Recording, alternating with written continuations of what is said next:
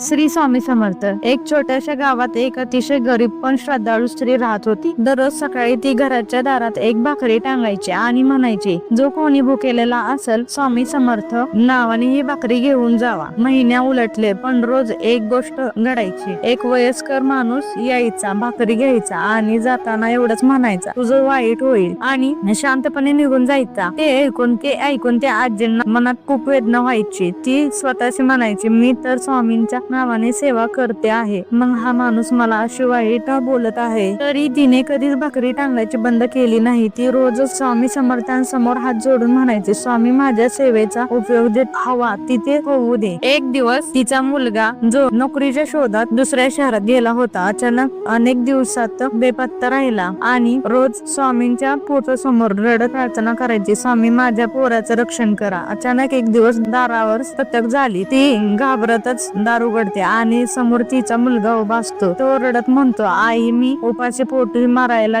आलो होतो, रस्त्यात मला कुठेच अन्न मिळालं नाही. तेव्हा एक घराच्या दरवाजावर भाकरी टांगलेली दिसायची. स्वामींचं नाव घेऊन ती मी खाल्ली आणि त्याच भाकरीमुळे माझे प्राण वाचले. आईच्या डोळ्यातून अश्रू वाहू लागले. की थरथरत्या आवाजात म्हणाले, स्वामी तुम्ही सर्व जाणतासा. त्याच क्षणी तिला त्या वयस्कर माणसाचे शब्द आठवले, तुझं वाईट होईल. तेव्हा तिच्या लक्षात आलं, जर मी एक दिवस भाकरी टांगायची थांबली असती तर आज माझा मुलगा जिवंत नसता. तेव्हापासून ती अजून श्रद्धेने सेवा करू लागली आणि लोकांना म्हणू लागले, स्वामी समर्थांच्या नावाने केलेली नेकी कधीच वाया जात नाही. उशीर होतो पण न्याय नक्की होतो. तात्पर्य, स्वामी समर्थांच्या नावाने मनापासून केलेली सेवा आणि नेकी कधीच वाया जात नाही. आपल्याला कधी कधी आपल्या चांगल्या कृतीत परिणाम लगेच दिसत नाही. कधी उलट गैरसमज, वेदना आणि परीक्षा देखील येतात. पण स्वामी समर्थ प्रत्येक गोष्ट पाहत असतात. ते आपल्या श्रद्धेची आणि स्वयमाची परीक्षा घेतात. आपण जर विश्वास न सोडता सेवा करत राहिलो तर त्याच